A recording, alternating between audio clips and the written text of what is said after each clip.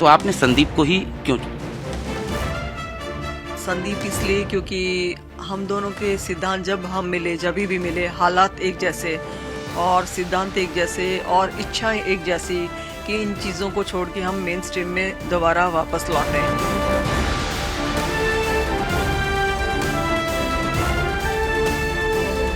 हाँ, शादी होने जा रही है लेकिन ये अंतिम अंजाम तक नहीं है क्योंकि हमें समाज में लौटने के लिए अभी भी बहुत संघर्ष करना पड़ेगा। एक शादी, 3 राज्यों की पुलिस और कई सेंट्रल एजेंसियां अलर्ट मोड पर हैं। ये शादी है madam Minj, lady don, Anuradha Chaudhary और गैंगस्टर संदीप उर्फ काला जथेड़ी की। इस शादी को लेकर तमाम एजेंसियां जो हैं वो अलर्ट मोड पर हैं। इस समय हमारे साथ अनुराधा चौधरी मौजूद हैं। सबसे पहले मैम आपको बधाई, बहुत सारी शुभकामनाएं। थैंक यू सो मच, और शुक्रिया। आपकी पहली प्रतिक्रिया जानना चाहेंगे क्योंकि आपके और संदीप की जो कहा जा सकता है लव स्टोरी की जो शुरुआत हुई कई पड़ाव से होते अब आप आखिरकार अंतिम अंजाम पर, मतलब शादी आप लोगों की फाइनली होने जा रही है। हाँ, शादी होने जा रही है लेकिन ये अंतिम अंजाम तक नहीं है क्योंकि हमें समाज में लौटने के लिए अभी भी बहुत संघर्ष करना पड़ेगा और हम कर रहे हैं। और इसके लिए सबसे पहले मैं शुक्रिया अदा करना चाहूँगी दीपक वासन साहब का, जो द्वारका कोर्ट से जो न्यायाधीश हैं, उन्होंने हमें इस चीज़ के लिए अलाउ किया और उन एक्यूज पर्सन के लिए एक रास्ता खोला जो कि दोबारा समाज में लौटना चाहते हैं और ये उनका बहुत ही बोल्ड स्टेप है। तो सबसे पहले मैं उनका शुक्रिया करना चाहूँगी और उसके बाद में अभी ये शुरुआत है और भी बहुत सारी चीज़ें होंगी गृहस्थ जीवन के लिए या मेन स्ट्रीम में लौटने के लिए। बहुत सारे स्टेप्स अभी भी बाकी हैं। एक सवाल जो उठता है शादी को लेकर, चूंकि भले ही जरायम की दुनिया से आपका भी पुराना वास्ता रहा, संदीप का रहा, लेकिन अभी आप खुले हवा में सांस ले रही हैं। संदीप जेल के सलाखों के पीछे हैं, तो आपने संदीप को ही क्यों चुना? संदीप इसलिए क्योंकि हम दोनों के सिद्धांत जब हम मिले, जब भी मिले, हालात एक जैसे और सिद्धांत एक जैसे और इच्छाएं एक जैसी कि इन चीज़ों को छोड़ के हम मेन स्ट्रीम में दोबारा वापस लौटें। तो इस वजह से हमने एक दूसरे को चूज़ किया कि हम दोनों मिलके साथ में अच्छा संघर्ष कर सकते हैं और जल्दी बाहर निकल सकते हैं। और रही बात संदीप की सलाखों के पीछे होने की, ठीक है, वो एलिगेशन जो हैं हम उनका इंतजार करेंगे कि कोर्ट क्या तय करता है और हमें न्यायपालिका पे यकीन है कि वो हमारे फेवर में या फिर यूँ कह सकते हैं कि फेयर डिसाइड करेंगे कि हम लोगों पे जो एलिगेशन है वो सच है या नहीं है। तो ये संघर्ष है और थोड़ा सा समय है जो हमें वेट करना है या थोड़ा ज़्यादा समय है, हम इंतज़ार करेंगे। दरअसल ये सवाल इसलिए भी बनता है क्योंकि इस शादी के लिए संदीप को पेरोल मिला है, लेकिन ये पेरोल कुछ घंटों के लिए है, यानी शादी के तुरंत बाद संदीप को जेल जाना पड़ेगा और आप नई नई दुल्हन बनी रहेंगी। उससे कोई फर्क नहीं पड़ता। एटलीस्ट भगवान ने हमें ये मौका दिया, हम ये शगुन किया कि हम दोबारा इस दुनिया में लौट सकें, तो कम से कम इतना मौका दिया कि हम शादी कर सकें। देन दूसरे दिन भगवान ने ये मौका दिया कि संदीप की माँ की जो इच्छा है कि उनकी बहू और बेटे का गृह प्रवेश हो, तो भगवान ने मौका दिया। तो यकीनन आगे भी हमें मौके मिलेंगे कि हम इस दुनिया में एक नॉर्मल कपल की तरह रह सकें और इस समाज में भी हम उन्हीं की तरह जी सकें, खुले आसमान के नीचे। संदीप कितने सालों से ये जथेड़ी गांव जिसके वो निवासी हैं, कितने सालों से वो बाहर रहे और अब वो कितने घंटों के लिए यहाँ दोबारा आ रहे हैं, और इसको लेकर परिवार में क्या माहौल है?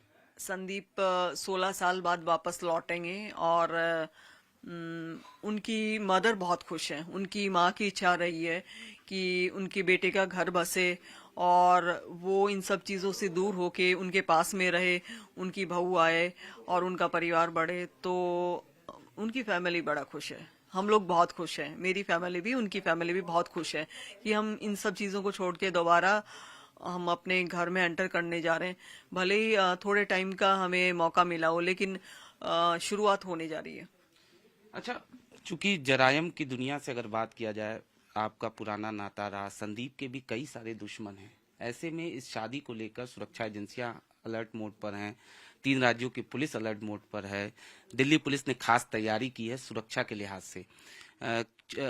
बताया ये जा रहा है कि गैंगवार का खतरा मंडरा रहा है। इसको लेकर, सिक्योरिटी को लेकर आप लोग क्या सोच रहे हैं और किस तरीके का अरेंजमेंट आप लोग समझ पा रहे हैं? जो पुलिस डिपार्टमेंट है, दिल्ली पुलिस है, उन्होंने बेस्ट अरेंजमेंट्स किए हैं और सिक्योरिटी को लेके हमने भी कुछ अरेंजमेंट्स किए हैं जो कि हमने रिवील नहीं किए।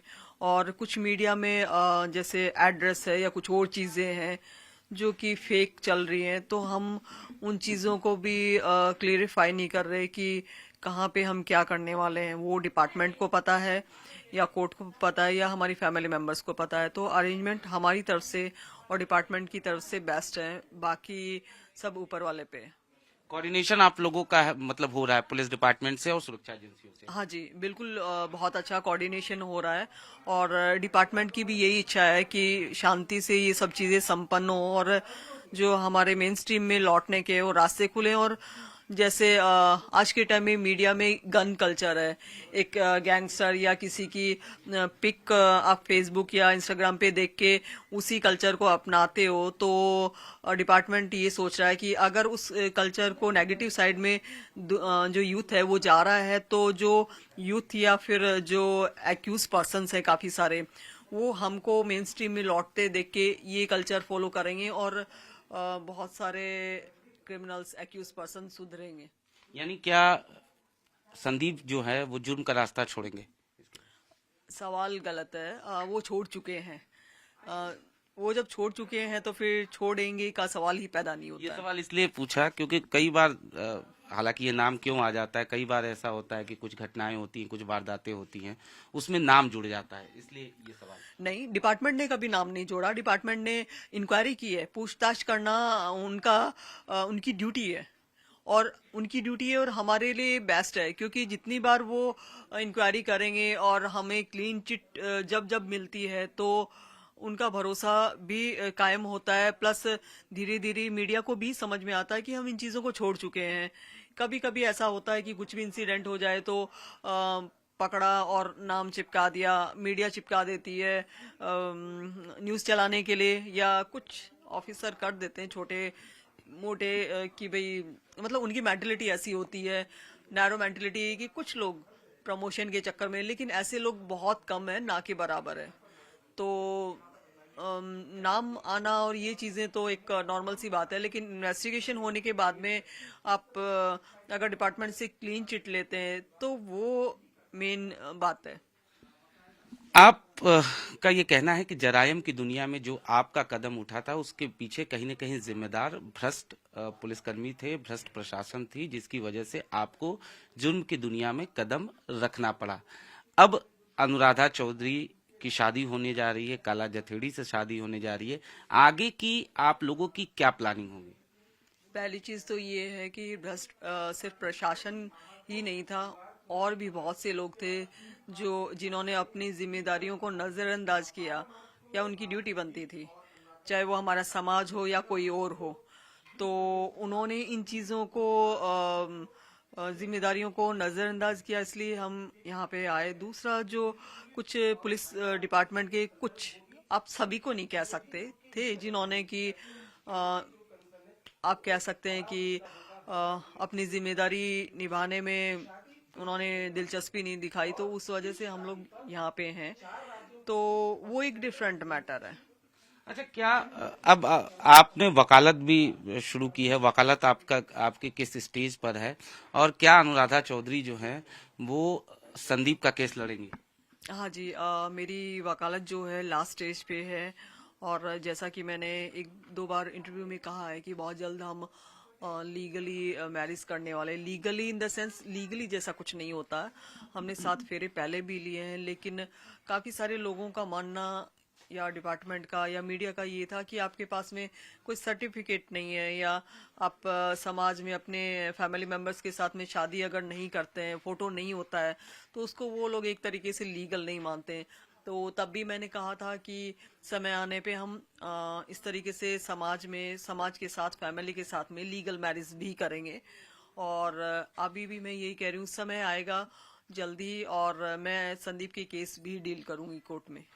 अच्छा, चूंकि शादी का माहौल है, जाहिर तौर पर हमेशा पैनिक रहता है, थोड़ा टेंशन सबको रहता है।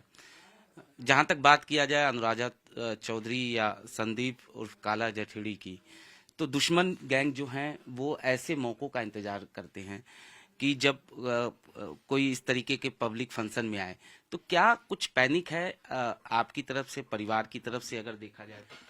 परिवार तो नॉर्मल फैमिली है, उन्होंने ये सब चीजें कभी मतलब खुद फेस नहीं की। बस पुलिस आना या फिर लोगों से सुनना, मीडिया से सुनना, तो नो डाउट वो तो हमेशा वैसे भी डरते हैं। हमारे लिए कोई पैनिक जैसी सिचुएशन नहीं है।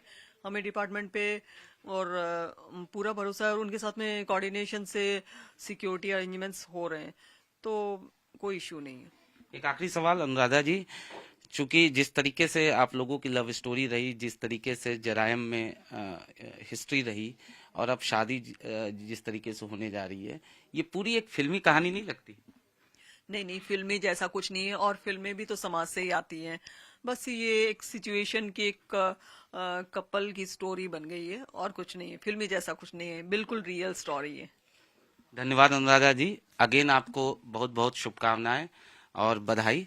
तो ये थी अनुराधा चौधरी, जिनका साफ तौर पे ये कहना है कि शादी को लेकर तैयारियां जो हैं वो चल रही हैं, कार्ड जो हैं वो बांटे जा रहे हैं। ये संदीप की तरफ से कार्ड है, और एक कार्ड इसी तरीके से अनुराधा की तरफ से भी छपा हुआ है, जो लगातार गेस्ट को दिए जा रहे हैं। करीब 100 से 150 गेस्ट जो हैं वो शादी का हिस्सा होंगे, और उस शादी का पुलिस वाले जो हैं वो भी हिस्सा होंगे, लेकिन वो वर्दी में नहीं होंगे, सूट बूट में होंगे, पूरी तरीके से शादी के माहौल की तरह।